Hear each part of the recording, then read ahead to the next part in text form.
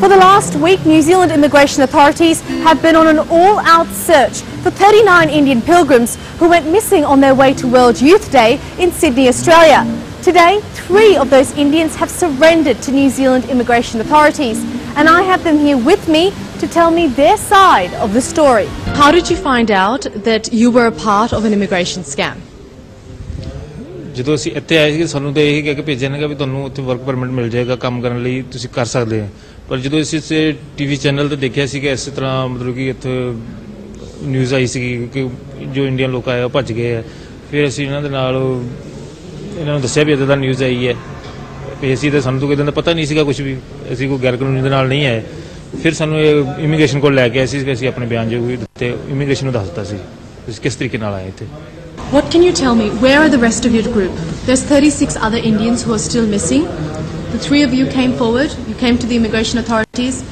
Are you helping the authorities? Where are the others? Where are the other Indians? नहीं उन्होंने बारे सानू कुछ नहीं पता सानू अपना सिर्फ पता था कि 3 जने सी बाकी बंदे का कोई पता नहीं किसी एड्रेस का पता नहीं है किन्ने जने है किन्ने नहीं है सानू अपने बारे पता बस Are the other Indians also a part of the scam? Were they also told what you were told?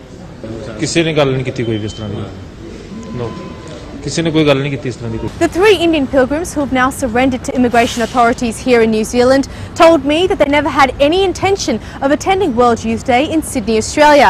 In fact, they paid an agent in India thinking they were permanently immigrating to New Zealand and doing so legally. It's only after the media uncovered the immigration scam that they realised that they too were caught up in it.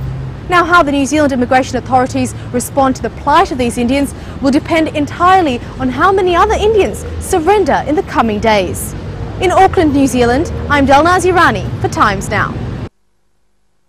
Now, these might look like an ordinary pair of shoes, but they're not. They're shoes. And if you don't know what I'm talking about, well, pay close attention, because we're going shopping. Every item in the store has a name. This bag, for example, is called Ramona. She is the highest price item in this store, coming in just under a cool 2 lakhs. But if that's slightly above your budget, well, check out the Watsons. Madonna owns a pair, and they're just valued at 19,200 rupees, the entry price point for a Jimmy Choo.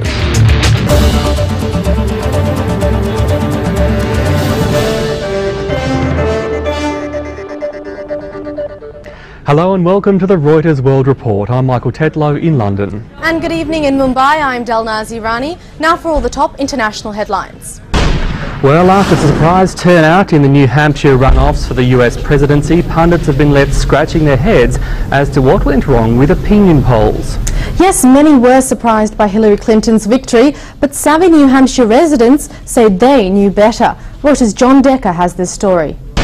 Is the stage set for the first black American, or are they ready for a woman president, or will it be a Mormon this time? Any which way you read these elections, history will be made. And amid a storm of controversy about how Bhutto was killed, President Pervez Musharraf has asked the Scotland Yard to assist in the probe. How hard is it to hand over an Olympic medal? Well, apparently it requires a lot of training in China. Find out more after this.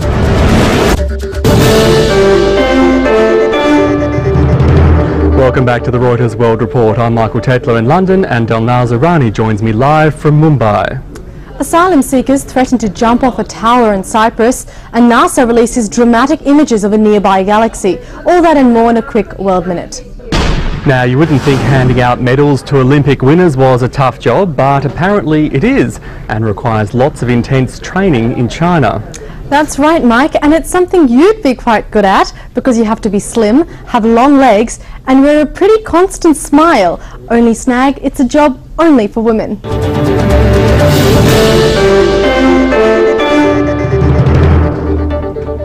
Welcome back to the Reuters World Report. I'm Michael Tetlow in London, and live from Mumbai is Irani. There's a deadly gas explosion in Russia and massive pile-up on a highway in Florida. All that and more in a quick World Minute. Earlier in the week we reported on China's cool Olympic ice sculptures, but it seems they aren't cool enough. That's right, the northern town of Harbin, home to the display, seems to be suffering from global warming. Reuters' Kitty Boo has all the details from China.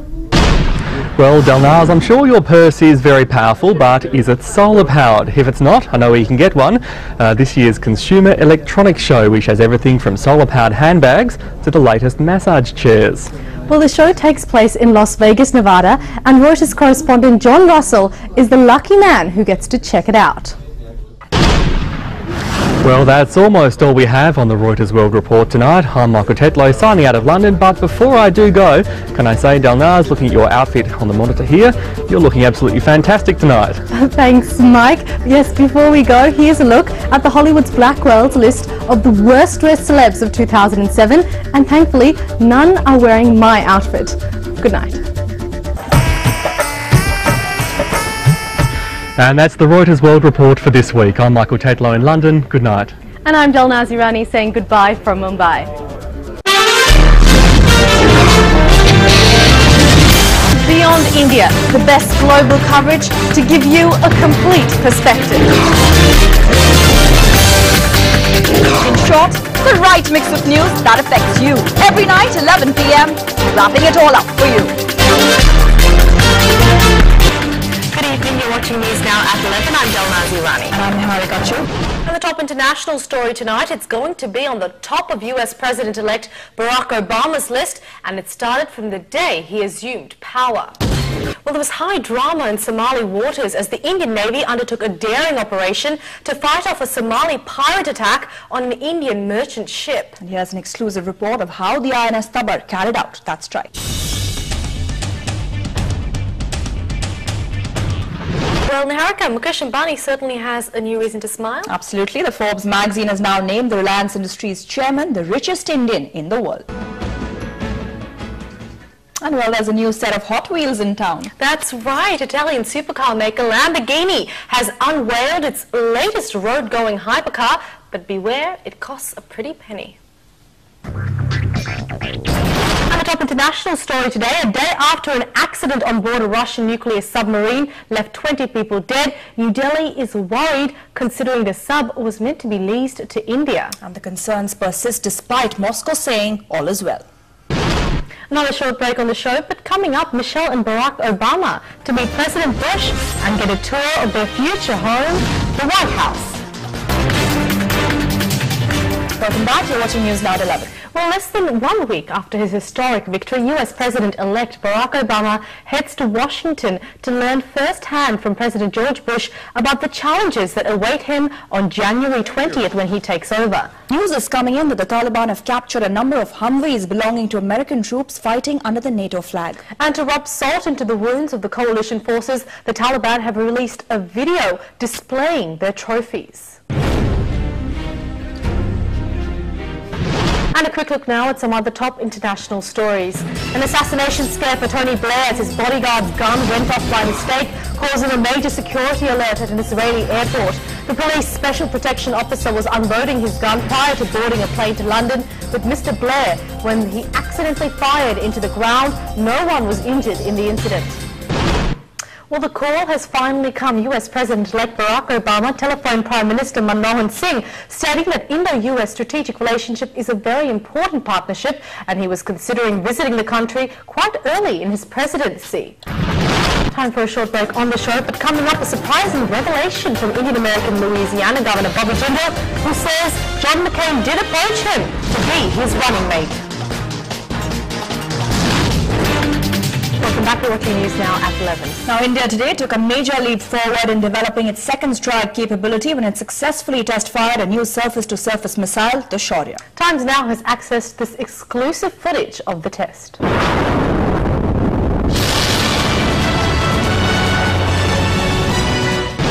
And would you believe it, John McCain has made a comeback. That's right, Niharika, but not into politics this time. He's back on the talk show circuit, cracking jokes about his presidential defeat on the Jay Leno show.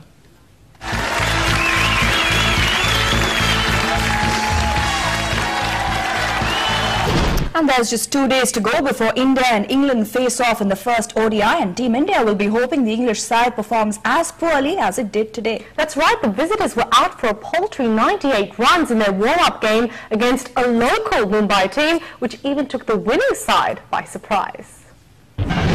With that, it's a wrap on this edition of News Now 11 from Niharika and me. Thanks for joining us.